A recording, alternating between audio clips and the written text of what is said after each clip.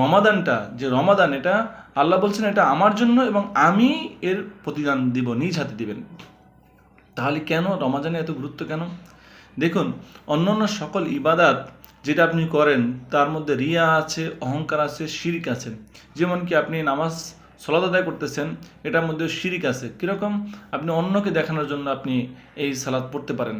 আপনি কোরবানি করতেছেন, অন্যকে দেখানোর জন্য কোরবানি করতেছেন, অথবা মাংস খাওয়ার জন্য কোরবানি করতেছেন।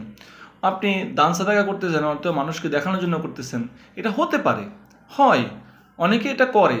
কিন্তু সিয়াম এমন একটা ইবাদত, রোজা এমন একটা ইবাদত, যে ইবাদতটা মানুষকে দেখানোর জন্য করা যায় না, করে না কেউ, শুধুমাত্র আল্লাহর জন্যই করে। কিভাবে? দেখুন, আপনি সিয়াম পালন করতেছেন, আপনি তো আপনি তো রোজা রাখছেন, কিন্তু সবাই জানে আপনি রোজা রাখছেন। কিন্তু আপনি যদি ঘরের মধ্যে এসে যদি কিছু খান, তা তো কেউ দেখবে না। কিন্তু আপনি তো ঘরের মধ্যে এসে কিছু খেতে পারেন। কিন্তু আপনি কার জন্য খাচ্ছেন না? শুধুমাত্র আল্লাহর ভয়ে খাচ্ছেন না। আপনার ফ্রিজ ভরা মাছ মাংস আছে, বা সুন্দর সুন্দর ফলমূল আছে, ঘরে অনেক খাবার খাবার ভর্তি খাবার আছে, আপনি খাচ্ছেন না। কেন খাচ্ছেন না? শুধুমাত্র আল্লাহর ভয়ে খাচ্ছেন না। এই জন্যই আল্লাহ তাআলা আপনাকে এর প্রতিদান দিবেন।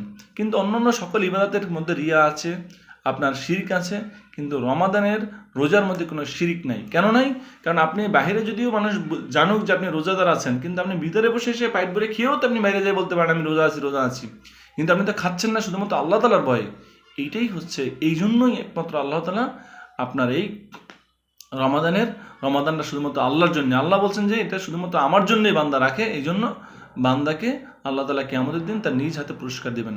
মহান আল্লাহ তাআলা আমাদের সকলকে পরিপূর্ণভাবে তাকওয়া অর্জনের মাধ্যমে সিয়াম পালন করার তৌফিক দান করুন। আমিন। আসসালামু আলাইকুম ওয়া রাহমাতুল্লাহ।